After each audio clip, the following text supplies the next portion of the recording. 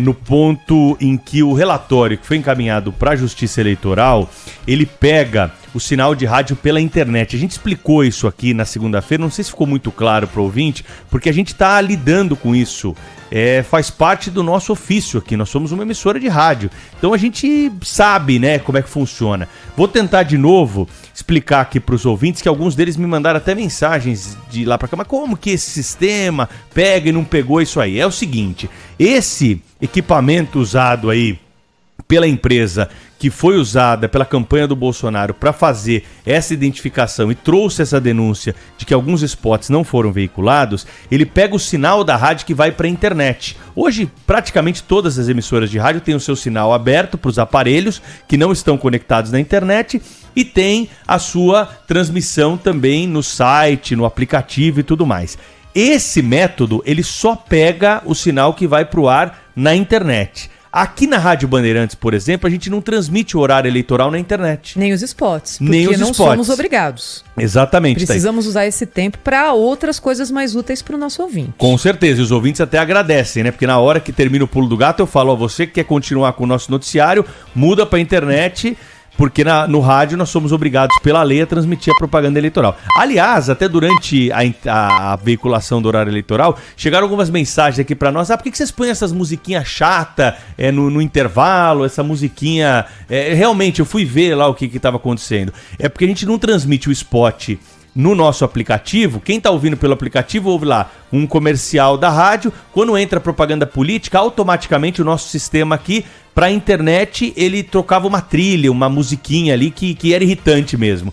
E aí, acho que até isso foi trocado. Aí o nosso Jean Pierre, que é o coordenador da engenharia, conseguiu fazer a modificação para entrar uma vinheta da rádio, uma chamada da rádio, para esse horário. Então, é mais ou menos assim que funciona. O que eu acho que está faltando, viu, Cláudio Humberto, nessa questão, nessa denúncia séria da campanha do Bolsonaro é o seguinte, ir lá na censura da rádio. A censura, para quem não sabe, é popularmente chamada assim nos bastidores do rádio, é a gravação que a rádio precisa ter dos últimos 30 dias. Isso é lei, isso não é período eleitoral, isso é para sempre, isso é sempre.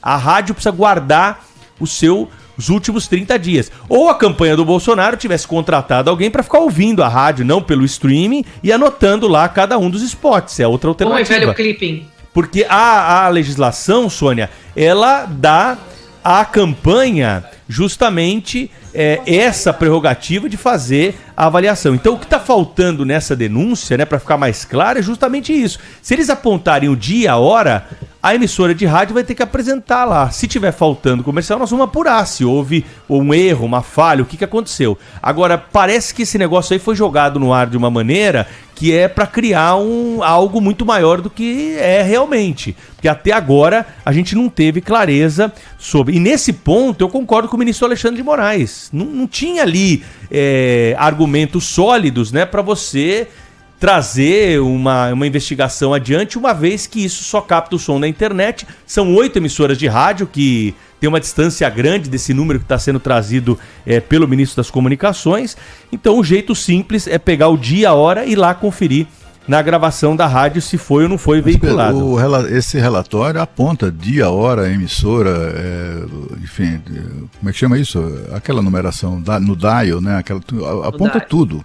O que o ministro poderia fazer, no mínimo, até por amostragem, fazer isso, né? Faz uma apuração aí rápida.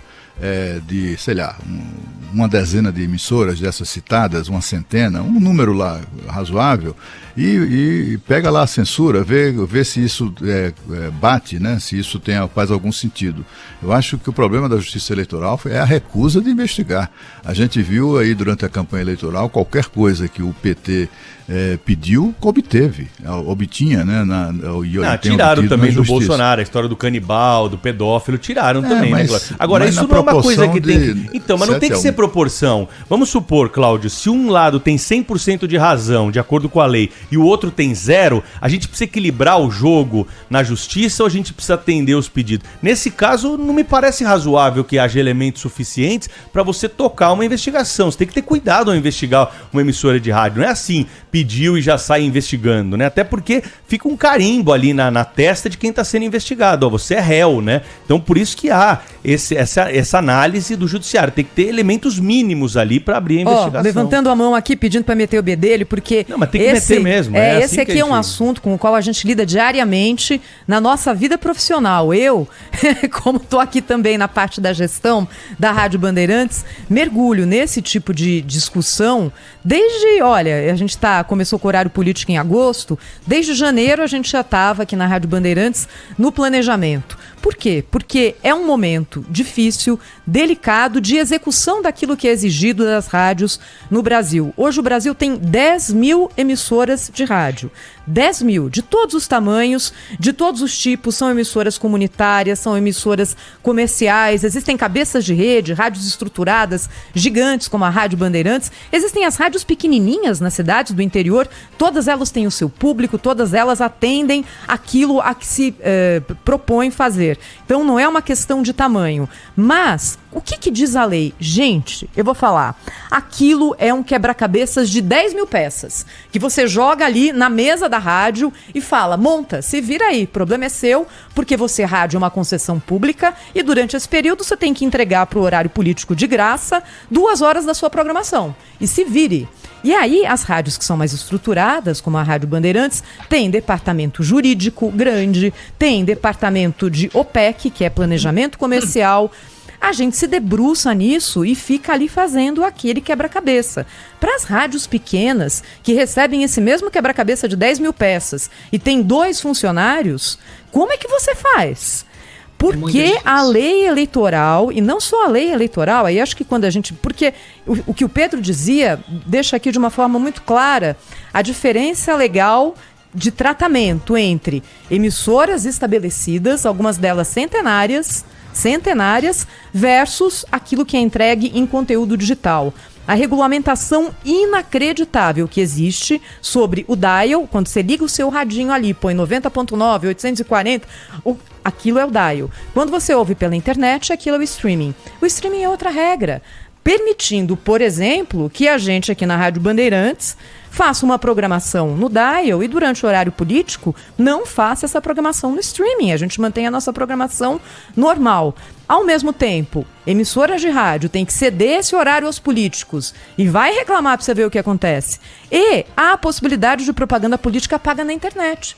Com certeza, em algum momento que você abriu o seu YouTube, você já viu ali anúncio de algum candidato. As 2 campanhas estão usando e está tudo certo, elas podem fazer isso porque a lei permite. Agora, há um tratamento terrivelmente desigual. Então eu estou falando isso aqui até como um desabafo de quem está mergulhado no setor e sabe que cumprir esses mapas de mídia, depois direitos de resposta, faixa horária, é um quebra-cabeça diário que a gente fecha, complexo e que suponho eu que não todas as rádios consigam entregar. A gente tem aqui na Rádio Bandeirantes 60 afiliadas, né, por todo o Brasil.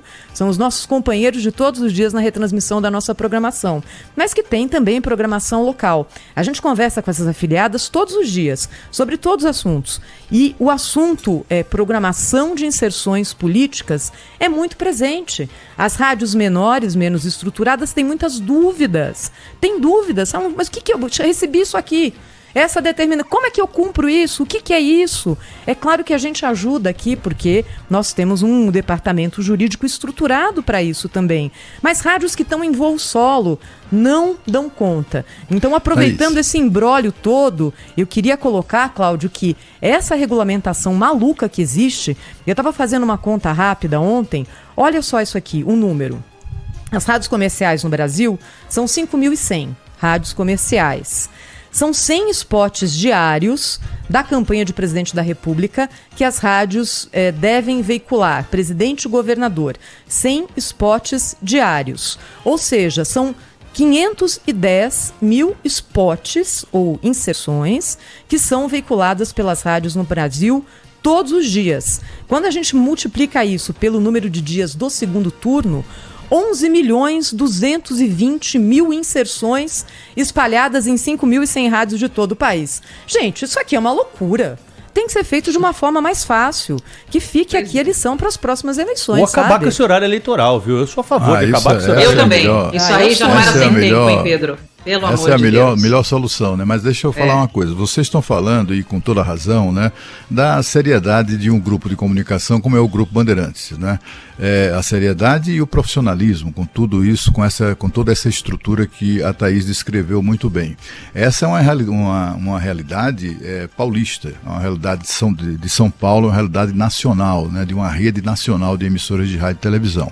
Isso é uma coisa. Outra coisa é a rádio lá do interior, e essas rádios aí são centenas. Eu citei aqui agora o número de emissoras que foram auditadas por essa empresa contratada pelo PL do Bolsonaro. Só em Minas Gerais, mais de 600 rádios, né?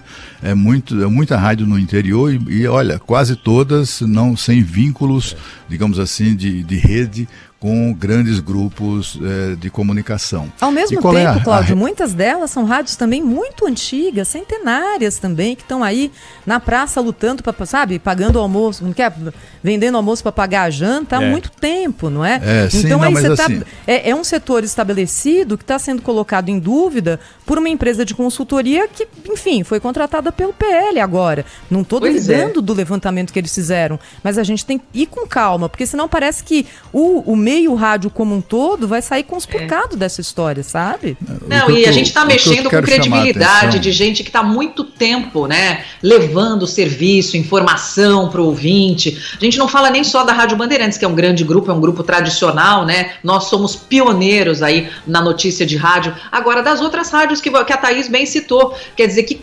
cuidam aí do seu público, né, por menor que ele seja, numa cidade ou numa comunidade, e que aí se vê as voltas aí com essa coisa de será que é verdade, será que não é verdade? Você coloca em xeque a credibilidade com isso. Deixa só eu concluir assim o ponto que eu quero chegar, né? Essas empresas pequenas, é claro, puxa vida, não tem nada mais encantador do que isso, mais desafiador do que manter uma emissora de rádio numa cidade pequena, uma rádio com uma empresa com limitações, etc. Mas é preciso lembrar o seguinte: se essas rádios têm dificuldade de lidar com todos esses números, com toda essa confusão que envolve o horário eleitoral gratuito, essas rádios também nunca são objeto de qualquer tipo de fiscalização, a não ser dos próprios interessados, né? E as campanhas não têm mesmo, não desenvolveram o mecanismo de fiscalização da exibição das inserções, nem no rádio nem na televisão.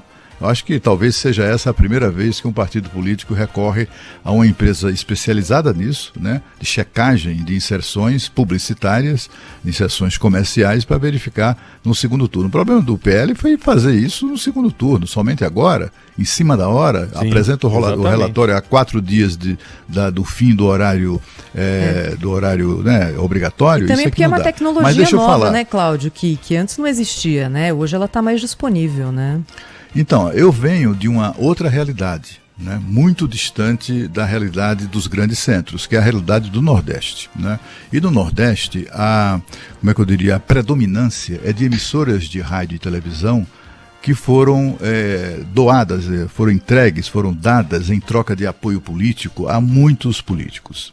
Quem controla grande parte das emissoras do Brasil, chamado Brasil Profundo, do interiorzão e também das capitais, muitas capitais, né, do país todo, de todos os estados, mas com concentração muito especial no Nordeste, são os políticos que controlam. Eles são proprietários de emissoras de rádio e de televisão locais. Eu vivi isso como jornalista lá em Alagoas. A gente, toda eleição, tinha sempre isso. Tem lá o deputado, tem a rádio dele lá na cidade de Mata Grande, lá no sertão. Ele não vai exibir propaganda do prefeito e adversário, mas nem a pau.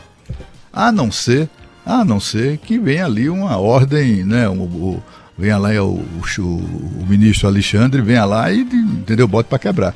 Mas não exibe. Se o cara lá não gosta do Lula, não vai exibir a propaganda do Lula. Não gosta do Bolsonaro, também não vai exibir. Isso não passa por nenhum tipo de, de consideração legal, de controle. Não há controle sobre isso. Absolutamente não há controle sobre isso. O controle que existe é das empresas profissionalizadas. Eu quero dizer, inclusive, que muitas empresas que são propriedade de políticos mantêm uma estrutura profissional impecável, como deve ser. É preciso fazer essa ressalva. Nem nem todas as emissoras controladas por políticos agem dessa maneira, mas a maioria é assim que funciona. Na vida real, lá no Nordeste, no Brasil profundo, no interiorzão, a vida real é essa. A propaganda eleitoral exibida é aquela que o dono da emissora deseja exibir, não tem a menor dúvida com relação a isso. O meu ponto nessa questão aí da denúncia é a recusa de investigar. Eu acho que isso, inclusive, não tinha que ter compromisso de a investigação ser concluída antes da votação do segundo turno. Pode até demorar, mas não apurar, eu acho que aí sim é uma coisa muito estranha. Perfeito. Concordo 100%, perfeito. Não, Cláudio. E não Cláudio, é difícil. Você tem um ponto e você tem uma defesa. Nós temos visões diferentes. Aqui você acha que tem motivo para investigar, eu acho que a Justiça Eleitoral fez certo em não tocar para frente isso agora. São duas visões, é uma coisa meio subjetiva, não é objetiva. Você tem os seus argumentos, eu tenho os meus aqui, tá perfeito. O ponto que você traz só, que eu acho que pode ampliar esse debate, é o seguinte: quem tem que fiscalizar isso? Eu, como eu disse outro dia aqui, não acho que a Justiça Eleitoral tem que ficar com esse guarda-chuva. Aliás, não sei nem porque existe Justiça Eleitoral. A Justiça Federal podia tomar conta dessas questões e o julgamento seria muito mais célere, nós não teríamos superpoderes. Pode ter certeza que a gente não teria um tribunal do tamanho que a gente tem aí em Brasília, né, suntuoso para as majestades da Justiça Eleitoral. A Justiça Federal daria conta do recado, como dá conta nos Estados Unidos, na Alemanha, no Reino Unido, na Espanha, como acontece em vários pontos. Então, quem tem que fiscalizar isso? A lei brasileira diz: as próprias campanhas. Então, elas que contratam, já não tem um fundão eleitoral aí de 5 bilhões de reais? Pega uma parte do fundão aí para contratar um estagiário de jornalismo e ficar lá anotando os spots. Mas embora tardiamente foi isso que foi feito, né? O partido contratou uma empresa de auditoria. Essa empresa... mas do streaming, eu tô falando para ouvir o dial da rádio mesmo, para ouvir o sinal que chega da rádio limpo. Essa empresa não fiscalizou apenas rádios de streaming, né? Pelo que eu vi do relatório. O relatório então eu vi outra informação, é bom esclarecer. Pelo que eu vi, essa empresa só fiscaliza o streaming. É porque é um software que roda pelo som que chega no digital. Não é isso?